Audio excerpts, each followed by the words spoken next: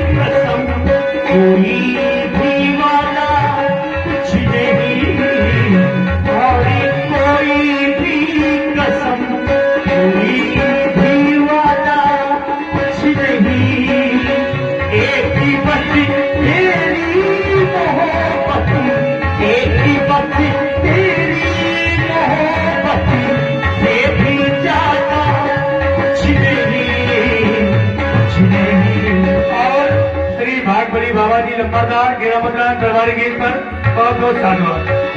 ओ एक ही पत्ती तेरी मोहब्बती से भी ज्यादा कुछ नहीं, कुछ नहीं। ओ हम जिएंगे और मरेंगे, हम जिएंगे और मरेंगे, ए वतनी तेरे दिल दिया जान भी तेरी, ए वतन तेरे।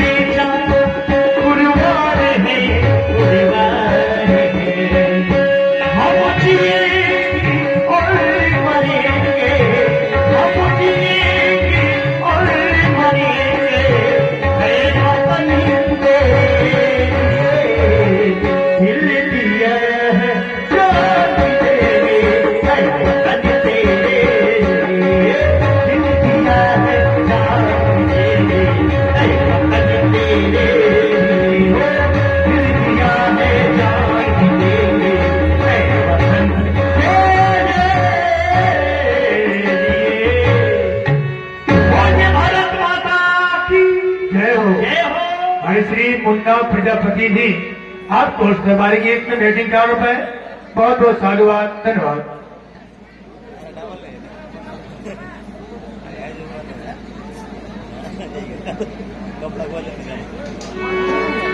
मिथिला की राजनर्तकियों और राज दरबार अंतर्गत और तुम्हारे बड़ा ही सुंदर नृत्य और गायन प्रस्तुत किया गया। हमने देखा कि तुम्हारे नृत्य को देखकर और तुम्हारे गायन को सुनकर हमारे समस्त राज दरबारी, ये प्रजा प्रवासी, ये सभी मंत्रमुग्ध हो गए। और हमने भी देखा तुम्हारा वो नृत्य और सुना तुम्हारा गायन। तत्पश्चात इस निर्णय पर पहुंचे कि तुम मिथिला की ही नहीं अपितु समस्त आर्यावर्त की एक श्रेष्ठ नर्तिका हो, एक कुशल गायिका हो। धन्य है तुम्हारी ये कला। ये कला सबको प्राप्त नहीं होती।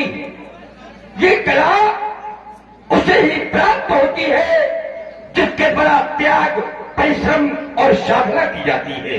निश्चित ही तुम्हारे द्वारा वो त्याग किया गया होगा, तुम्हारे द्वारा वो परिश्रम किया गया होगा, तुम्हारे द्वारा वो साधना की गई होगी, तभी तुम्हें यह श्रेष्ठ कला प्राप्त है।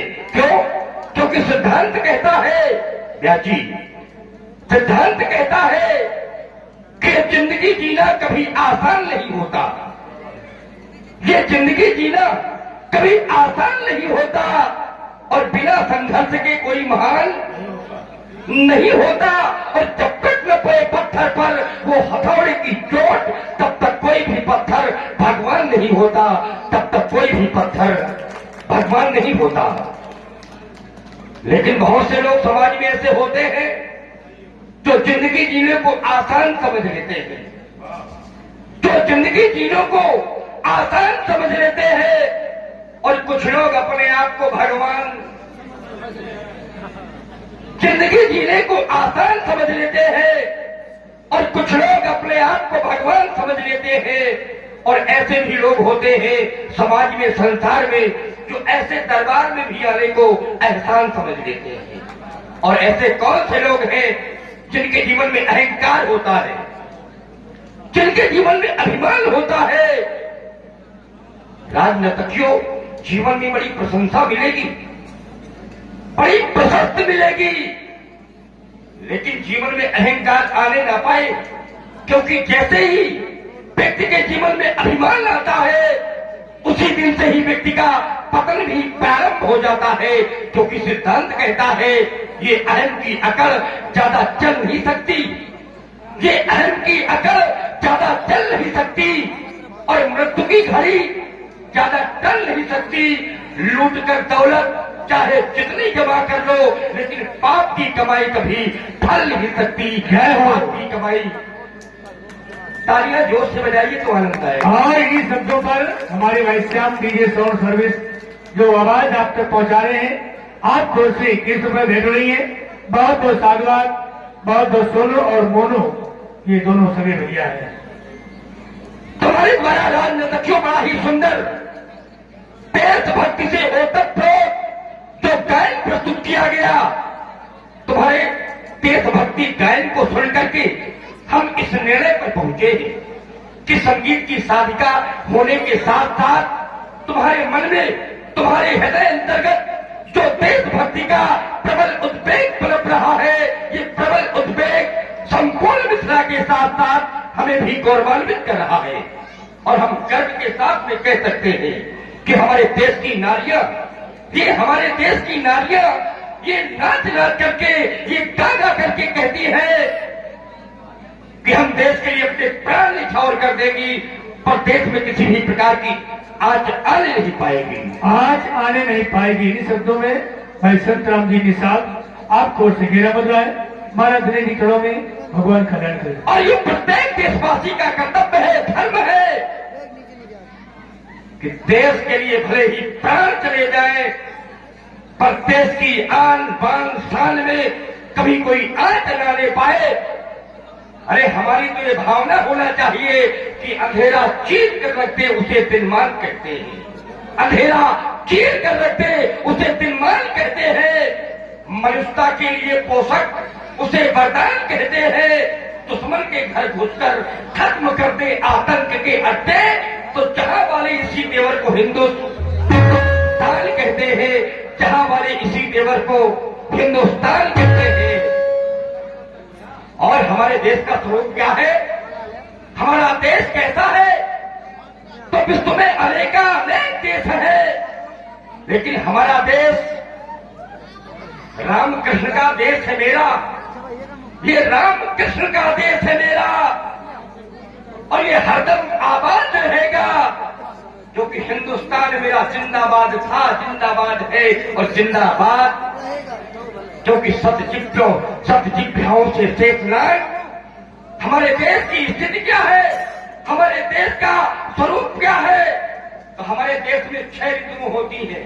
बहुत ऐसे देश हैं जहां केवल एक ही ऋतु होती है, पर हमारे देश में 6 ऋतुएं होती है।